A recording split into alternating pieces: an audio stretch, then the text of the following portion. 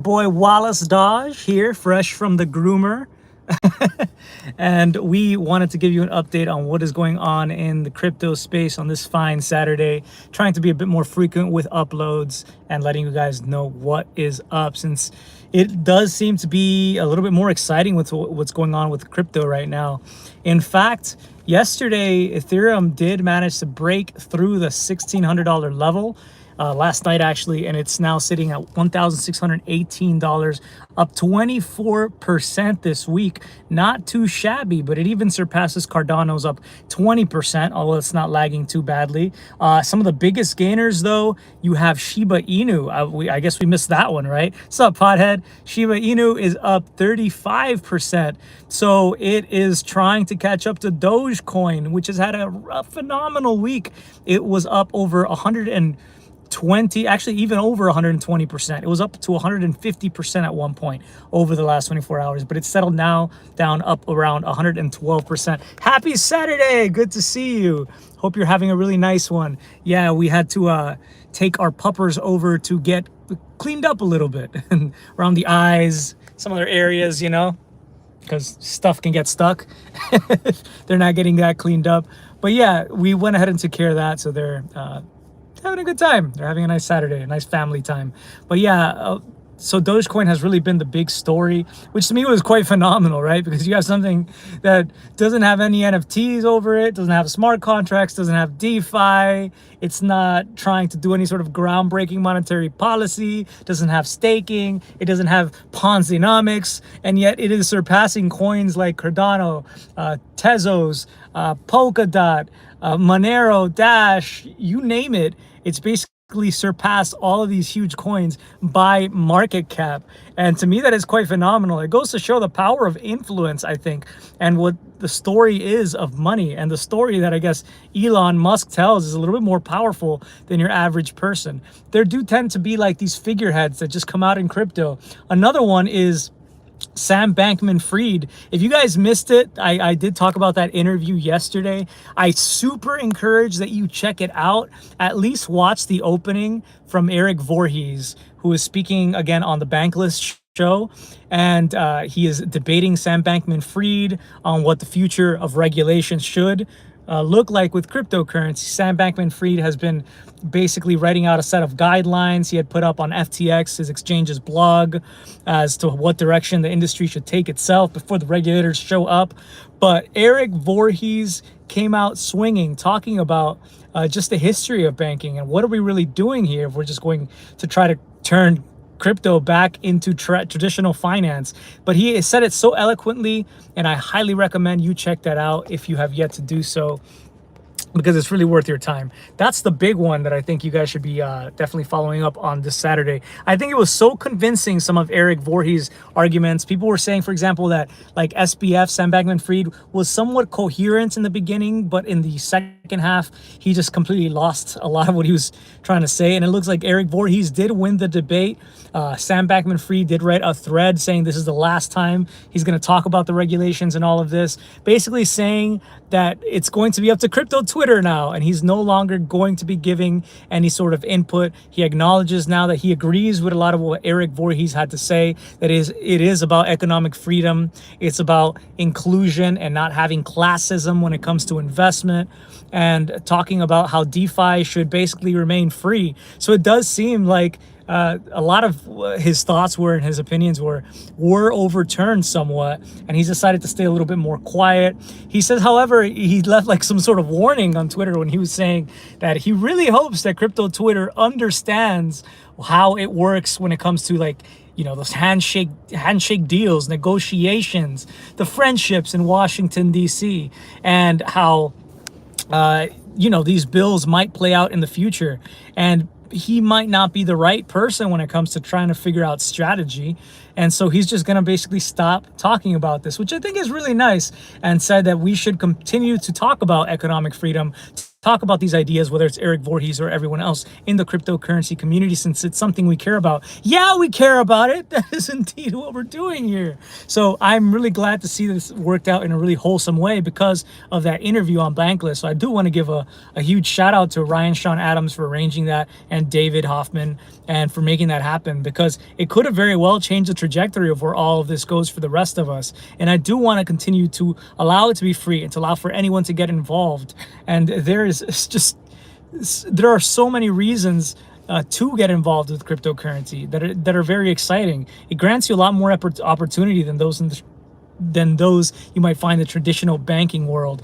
There are some problems, of course, that need to be fixed with cryptocurrency. Like if you get hacked, you can't, like if your bank account gets hacked, then there's a chance you might get your money back from the bank, but that just does not happen often really at all with blockchain. So there are issues with of course, getting, I think, everyone on board, but it's not like we have to completely destroy the old traditional financial system. At least in the meantime, it'll probably destroy itself. We can be somewhat tethered to it, but overall this is just to build some sort of life raft for the rest of us as money continues to inflate. Like if you guys have heard about Brent Johnson's, he had a really interesting interview, Brett Johnson, on Real Vision, which I saw yesterday. It was like a clip of an interview, and he goes into talking about the dollar milkshake theory, which is basically saying that all other fiat currencies are going to go to trend towards zero, and the dollar is going to be the last bastion of hope, and that's where all the investment should be going. That's probably going to be,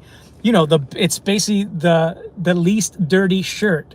It's still a dirty shirt, however. So I think a better theory would be like the Ethereum milkshake.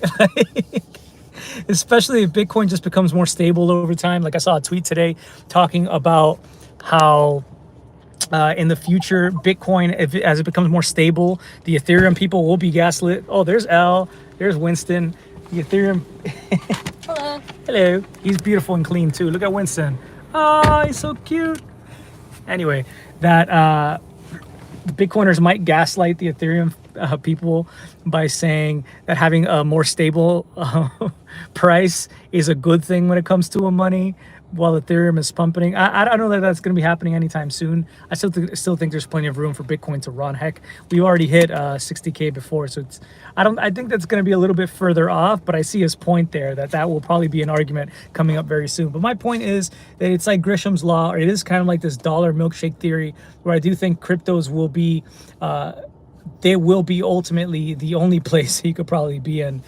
Gold is not as easy to transfer, sell, buy. Silver, you still have to rely on intermediaries if you're trying to worry about custody of that and storage. You don't want to carry around these physical metals. Fiat, some sort of rebuild of that whole system, that's not even being talked about or researched, let alone engineered. And I thought it was interesting also when we were watching the interview of Balaji on Lex Friedman. I don't know if you guys saw that one this week. There was a lot of good content. So Balaji and Lex did something like an almost 8-hour podcast.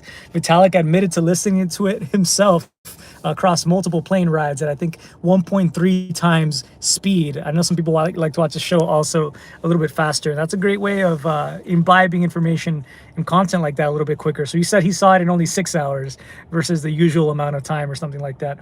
But it was interesting that Balaji brought up how Ethereum was like Vitalik Buterin had engineered an entire financial system. Whereas you look at what the Fed are doing, the people who come into the Fed and the people who get hired by the Fed and start maintaining the monetary policy, they're not necessarily the same people who engendered it, same people who created it and founded the building blocks. And there's something beautiful in having created an entire financial system like that. So with crypto, I think you have really some of the greatest minds, and they have thought a little bit further into the future rather than tying themselves to the way things have worked with fractional reserve banking with these really outdated models.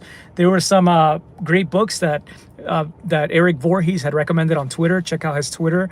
And those were in relation to, for example, Rothbard's talking about how the government has come up and ruined kind of our money, and Bastiat's book. So check those out as well if that's some media that you're looking to get into. But it is pretty much what all this is about, if not what are we really doing here.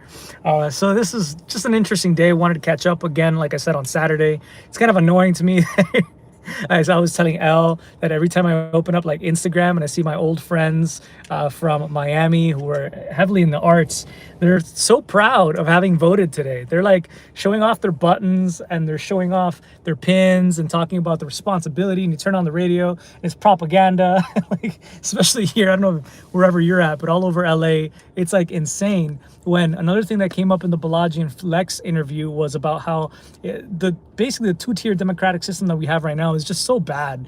You have, for example, it's like the least good kind of democracy, where it's like a 51% democracy. 51% of the people will be happy, but 49%, which is a huge number, are going to be upset because they did not get the vote to go in the direction that they wanted, right? And so they might have to put up with that model. So it's just not a system that is super equitable when it comes to happiness. And there is so much else that's wrong with it that it's like I just have to kind of shut off the social media, at least the Instagram for now. But at least crypto Twitter is alive and kicking because of what we're seeing again at the price movements kicking up and everything else. So I hope you guys have a great rest of your Saturday. And the rest of us, just wanted to share a few thoughts with you. I hope you've enjoyed the quickish show. And hey, what's up, GB Wally? Oh, you saw it? Nice. I didn't get to see the chat a second ago. I had to like open it up. The chat was on fire during the debate. Yeah, it's nice to see crypto streams alive during a bear market, right? That's not Wallace. This is Wallace, and that is Winston over there. Winston Sweet. We call him Honey Bunny Sweet.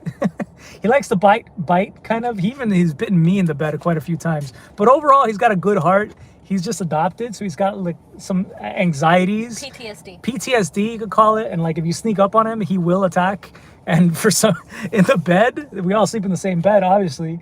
He thinks there's like a monster under the covers. We call the bed monster, but the secret is he's the bed monster. He just doesn't realize it yet. He is the bed monster. He is the bed monster, but really he's a sweetheart most of the time. And yeah, Wallace, doing his Wallace thing. Wallace is like, we're convinced a person in a dog's body. He's kind of a genius. Yeah, I don't know what is there to say. Only everything about Wallace, but it would have to have its own, its own channel. Not even like one video, or let alone a segment of a video. So we can't really get into Wallace channel. Everything that is Wallace in this. But yeah, much love to you guys and your families as well from us. Take care, guys.